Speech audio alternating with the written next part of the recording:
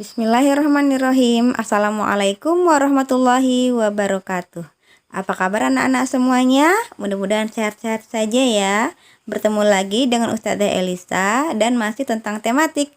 Kali ini Ustazah akan menjelaskan tentang hak dan kewajiban terhadap hewan.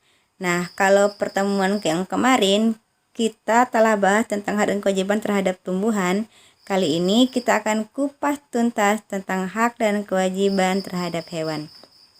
Anak-anak, siap-siap ya. Sebelumnya kita akan bahas dulu tentang surah berikut ini, yaitu surah yang mengutamakan tentang kebesaran Allah yang telah memberikan kita berbagai nikmat, yaitu surah Al-A'raf ayat 10. Sesungguhnya kami telah menempatkan kamu sekalian di muka bumi, dan kami adakan bagimu di muka bumi sumber penghidupan, dan amat sedikitlah kamu bersyukur. Ini menandakan bahwa begitu Allah mencintai kita, memberikan kita tempat tinggal dan berbagai macam kecukupannya. Dan hikmah dari surah ini adalah yang pertama, Allah memberikan bumi untuk kita tempati sebagai tempat tinggal. Kemudian di bumi itu Allah meminta kita untuk membangun bangunan sebagai tempat perlindungan yang lebih aman. Kemudian dengannya juga Allah menyuruh kita untuk bercocok tanam. Kemudian mengambil manfaat dari tanamannya dan dari tumbuh-tumbuhan yang Allah ciptakan untuk kita sebagai bahan makanan. Dan kemudian Allah menyediakan air-air yang begitu segar sebagai bahan minuman untuk kita. Dan Masya Allahnya anak-anak dan manusia sangat sedikit sekali bersyukur ya dari apa yang Allah kurniakan. Tujuan belajar hari ini adalah peserta didik dapat memahami hak dan kewajiban terhadap hewan. Oke, kemudian kita lihat dulu gambar berikut ini. Ya, nah, gambar apa itu? Ya, gambar gajah yang sedang mengamuk di tempat pemukiman warga. Kenapa kejadiannya ada tampaknya seperti itu? Ya, kenapa sampai gajah bisa masuk ke dalam perumahan warga? Ayo kita pikirkan bersama-sama. Kemudian apa ya sebabnya sampai gajah bisa mengamuk di permukiman warga? Kemudian apa yang harus kita lakukan untuk menangani hal tersebut? Nah, sebelumnya ayo sama-sama kita ingat-ingat kembali apa itu hak ya. Nah, hak adalah sesuatu yang harus kita dapatkan atau kita lakukan dengan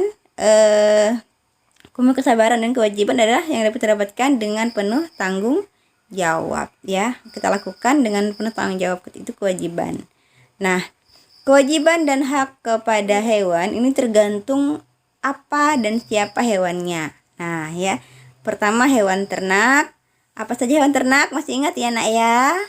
Oke, hewan yang dipelihara untuk diambil hasilnya. Kemudian hewan peliharaan, hewan yang dipelihara untuk kesenangan atau hiburan.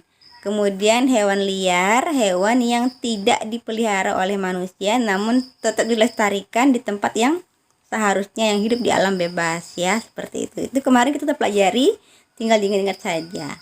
Oke, baik, kita bahas yang pertama adalah hak terhadap hewan. Ada beberapa macam hak terhadap hewan yang sebenarnya kita sudah bahas kemarin, yaitu tentang memakan ya. Memakan apa yang kita pelihara ya, seperti itu, seperti dagingnya, telurnya. Ingat, memakannya harus dengan kalimat Allah terlebih dahulu, disembelih dengan kalimat Allah ya, jadi jangan sembarangan. Kemudian yang kedua, menggunakan tasnya, sepatunya dan pakaiannya yang berasal dari kulitnya ya, seperti itu dan sebagainya, kemarin kita sudah bahas. Kemudian kita akan bahas tentang kewajiban terhadap hewan. Nah, kewajiban terhadap hewan ini wajib kita lakukan agar kenapa? Ya, agar hewannya tidak cepat punahnya. Ada beberapa macam kewajiban terhadap hewan. Yang pertama adalah memberi makan. Ini kalau hewan ternak kita dan hewan peliharaan kita ya. Kemudian membersihkan kandangnya. Ini kalau juga sama. Jika dipelihara untuk hiburan, untuk ternak juga harus dibersihkan kandangnya. Kemudian mengobati jika hewannya sakit agar penyakit hewan tak tertular kepada kita. Kemudian terlibat dalam pelestariannya. Ini kalau hewannya langka ya. Kemudian melakukan kampanye kewajiban terhadap hewan ya. Kenapa kita lakukan seperti itu? sebagai upaya pencegahan terhadap kepunahan hewan, apalagi hewan-hewan yang sudah langka. Tentu anak-anak masih ingat ya, apa saja hewan-hewan langka? Nah, ketika kita melakukan kewajiban, ada berapa dampak ya? Yang pertama, dampak bagi hewan, yaitu hewannya menjadi sehat. Kemudian umur hewannya jadi panjang.